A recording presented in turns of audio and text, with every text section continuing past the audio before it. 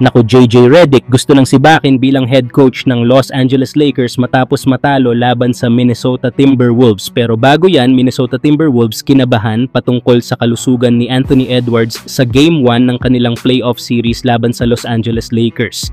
Pagdating kasi ng third quarter sa may 3 minutes mark habang lamang ang Timberwolves sa Lakers ng 88-64, ay nadali pa ng injury itong si Anthony Edwards nang magtangka itong mag-shoot laban kay Jared Vanderbilt.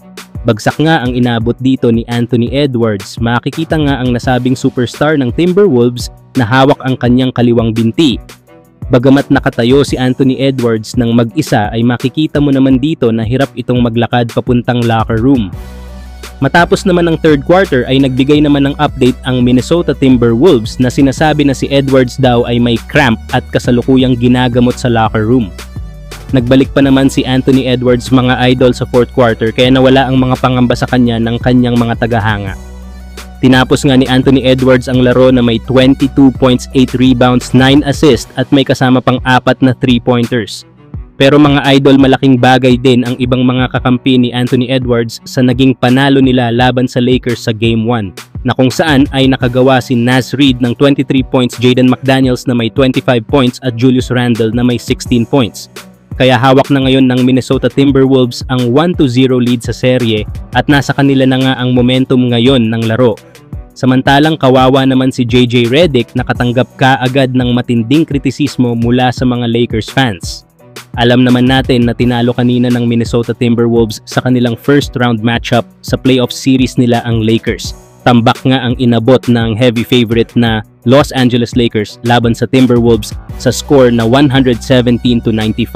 Maganda pa naman sana ang simula ng Lakers sa first quarter pero sa mga sumunod na quarter ay hindi nila napigilan ang Timberwolves hanggang sa matalo na sila kaya maraming fans sa social media ang naglabas ng kanilang sama ng loob sa pagkadismaya nila kay JJ Redick. Binanggit nga nila ang problema ng Lakers sa kanilang depensa at hindi magandang galaw sa opensa.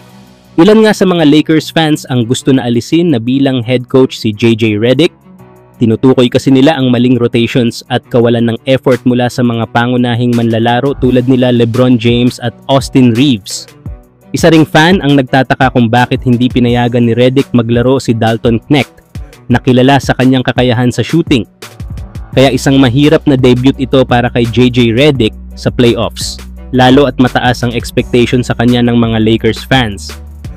Kaya naman matapos ang laro ay nagbigay ng pahayag itong si JJ Redick. Inamin nga nito na hindi handa ang kanyang koponan sa pisikal na laro ng Minnesota sa magkabilang panig ng court. Ayon pa kay JJ Redick ay hindi niya nga daw sigurado pagdating sa pisikal kung handa na sila. At kung makikita daw natin nagsimula daw silang maglaro ng malakas at may fisikalidad at hindi nga daw agad nakasabay ang Lakers sa ganitong klaseng laro. At pagkatapos nga daw noon mula sa simula ng second quarter hanggang sa fourth quarter or 5 minuto bago matapos ang third quarter ay talo nga daw ng Lakers ang stretch na yon ng 34 pero alam mo daw na blowout na yon. Yan nga mga idol ang mga sinabi nitong si JJ Redick matapos matalo ang kanyang koponan sa Game 1 laban sa Minnesota Timberwolves sa playoffs. Na makatarungan naman ang naging paliwanag ni JJ Redick dahil nahirapan ang Lakers na maging consistent sa magkabilang panig ng laro. Bilang resulta, bumagsak ang Lakers sa kanilang mainit na ritmo laban sa mainit na Timberwolves.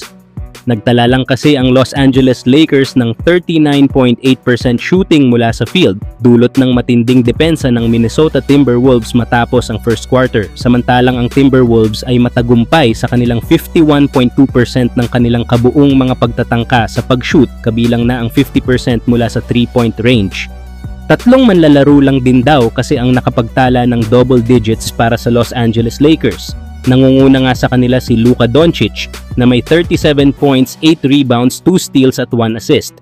Pumutok nga si Luka sa kanyang 12 out of 22 shooting mula sa field kasama ang 5 out of 10 shooting sa beyond the arc at 8 out of 9 shooting naman ito mula sa free throw line.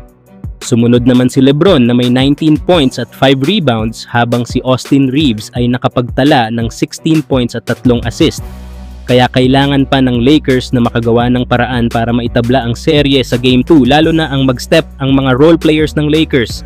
Pero kayo mga idol, naniniwala ba kayo na magagawa ng Los Angeles Lakers na makabawi sa nag-iinit na Minnesota Timberwolves?